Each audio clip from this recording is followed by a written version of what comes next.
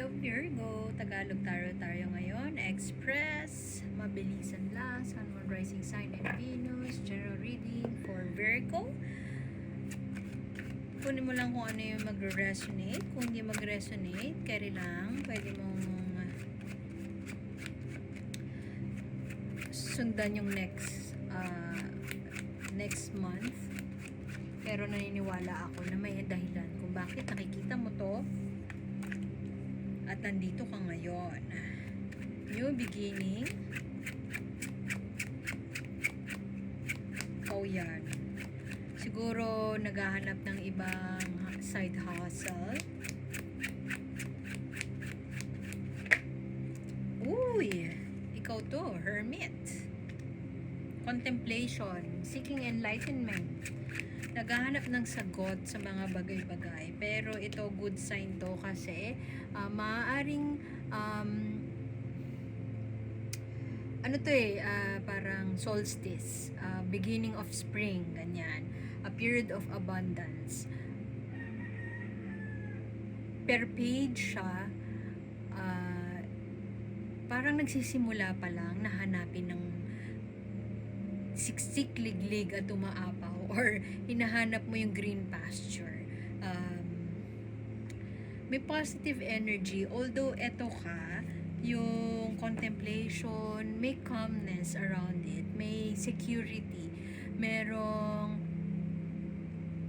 hindi ka nawawala ng pag-asa, nananalig na merong mahahanap o bukas ang isip mo para hanapin yung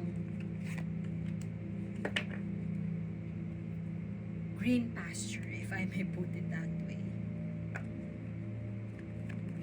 Siguro ngayon hindi mo alam kung paano hahanapin, hindi mo alam kung paano magsisimula, at merong most recent past mo ay failure, defeat, mental torture. Tungkol saan to? Tingnan natin kung pag-ibig o career.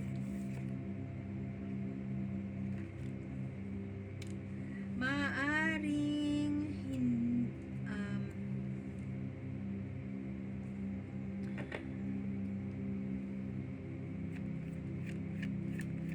merong pagkakataon sa career mo na hindi mo akalain.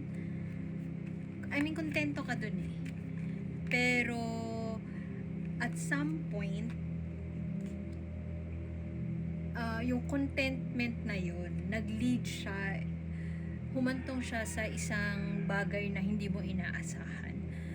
At, yung mga panahon na yun, sa sobrang kontento mo, maaaring may offer na gawin, mag-venture into something new noon, pero hindi mo ginawa. Maaaring takot ka na magsimula, takot ka na mag-invest, hindi mo siya ginawa along those period. And so, parang yun, na-stuck na lang tayo doon.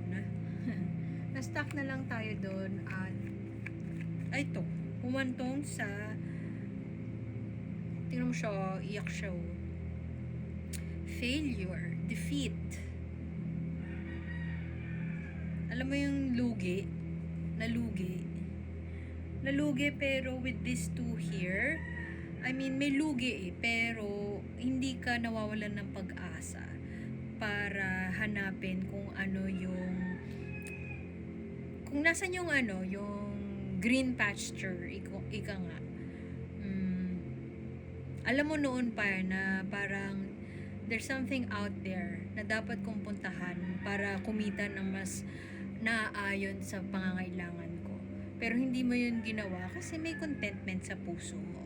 So ngayon, dumating na yung period na hindi mo sadya, parang na-push ka ni universe na hanapin mo na yung hanapin mo na yung baka. Hanapin mo na yung green pasture. Punta ka na New Zealand, ganyan. Siguro may opportunity dati na punta ka New Zealand or punta ka abroad. Pero hindi mo tinake. Kasi naniniwala ka dun sa trabaho na meron ka ngayon. Pero unfortunately, naging stagnant na lang siya. Masaya ka dun. I mean, hindi naman masaya. Kontento ka dun sa trabaho. So, walang need para mag-venture ka into something new. Yun nga lang hindi siya nag-work out. Hindi siya nag-work. Pero, hindi naman sa hindi ka masaya. Sa ganun ganun. Parang kang ganun, doon ka nanggagaling. Sa ganun So ngayon, parang, alam mo, Virgo, yung English reading ko, alam mo kung anong title? Pasasabihin ko pa lang sana in limbo kasi ito yan naghihintay sa, ewan ko kung ano hinihintay mo, mensahe, naghihintay sa mga in-applyan mo dati, naghihintay sa some offer, naghihintay na for your ships to come, na umayos ang mga bagay-bagay. Ang title ng English reading ko, In Limbo, girl. Baka gusto mong panoorin sa YouTube. High Fives Tarot. Same channel. May sa YouTube din naman to lalabas. Pero, kung sa Facebook mo to nakita, High Fives Tarot. Pag finalo mo yung page ko, kung sa Facebook mo to nakikita ngayon, kung finalo mo yung page, nandun din naman sa feed. Defeat na naman, pero ang ending ng reading mo maganda kasi mukhang getting out of that defeatist attitude. Perhaps dati siguro parang alam mo yon, yung iniisip mo hanggang dito na lang ako, in the loop ka, overthinking ka, parang wala na akong pag-asa, wala na akong patutunguhan. Pero ngayon, medyo nagbago na yung pananaw mo sa mga bagay-bagay. Positive, nagpo-focus ka doon sa positive side of things. I mean, merong nag-close, merong nag-end, at alam mo na meron kang kailangang baguhin or mag-take action para magbago ang mga bagay-bagay.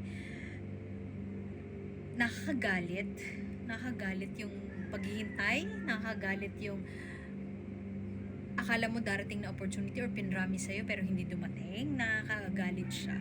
Pwede ding nakikipag-away ka na. Pero, kasi, mapapamura ka na lang Ito, 5 of conflict. Ang dami mong 5. Conflict. Mental conflict. Ewan ko, na-depress ka siguro, nalungkot ka, napagod, na-stress sa kakaisip, na ang tagal mo naghihintay sa isang bagay na akala mo darating, pero hindi dumating. Minsan siguro sinisisi mo din yung sarili mo na bakit wala akong ginawa, bakit hindi ako nag-take ng risk noon, bakit ngayon lang. Pero sobrang lakas ng energy nito. Ano lang to minor, hindi to major arcana. Minor arcana lang siya, pero malakas siya. Alam mo yung magsisimula ng bago, maghahanap ng mga paraan para kumita. At ngayon, very much in tune ka sa iyong energy na, alam mo yung meticulous, slow and steady lang. Nagko-contemplate, nagsisik ng ways para ma-enlighten sa sitwasyon, nagsisik ng ways for more guidance. And etong tao na to, there could be somebody air sign around you. Aquarius, Gemini, Libra. Pwedeng nanay mo to, older figure, pwedeng kaibigan mo na babae, pero pwede din feminine figure lang, pwedeng lalaki, pero nurturing siya. Siya ang magiging parang susi mo, pwede ding source of strength, magiging susi mo siya yung voice of reason mo, susi para ma-figure out mo kung ano man yung kailangan mong i-figure out, para mabigyan ka ng kalinawan sa mga bagay na nagiging magulo sa'yo ngayon. Siya ang voice of reason mo, pwede siyang blunt, pwede siyang prangkang tao na sasabihin niya sa'yo na itigil mo na yung mga mong yan, tigil mo na yung mga pinaggagawa mo na ganito gawin mo, blah blah blah blah. Pero respectful siya, may tact siya, may class and sass. Sabi niya sa'yo na in a nice way na huwag kang tatanga-tanga na. Pero nice way niya sasabihin. Pwedeng nanay mo yan, pwedeng kaibigan mo mas matanda sa'yo. Whoever that is, Gemini, Aquarius, Libra, sila ang makakatulong sa'yo para bigyang linaw ang mga bagay na hindi malinaw sa'yo. Kasi ang dami hindi malinaw sa'yo ngayon. Maaaring depressed, nasa depression ka, or basta ang dilim, walang moon to eh. Ang dilim, new moon, walang kailaw-ilaw. So parang both ito parang dark, period of darkness, pero I don't feel, wala akong napupulot na negative vibes sa kanya. More on uncertain lang. More on parang yung gabi na parang hindi ka lang sure yung path forward, pero alam mo na may liwanag ang bukas. Alam mo sa sarili mo na may liwanag ang bukas. Meron kang makukuhang sagot. Hindi lang sa ngayon. At gusto mo din kumawala na dun sa energy na talo, na nawala. Kasi reverse na yung dumating eh. Merong failure, pero alam mo na may new beginnings ahead. And I don't know kung gusto mo nang mag-take ng risk. Mukhang ano ka pa rin eh, Virgo ka pa rin eh. I mean, yung steady ka pa rin. Hindi ka magpapadalos-dalos, which is a good thing. Pero, if ever naghahanap ka ng guidance, merong, kahit hindi mo siya hanapin, andyan lang siya sa paligid mo. Kilala mo kung sino to.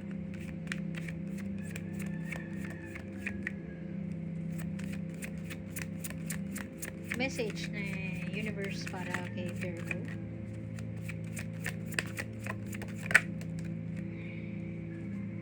Ay nako, tingnan mo yung Libra yata yun, parehas kayo.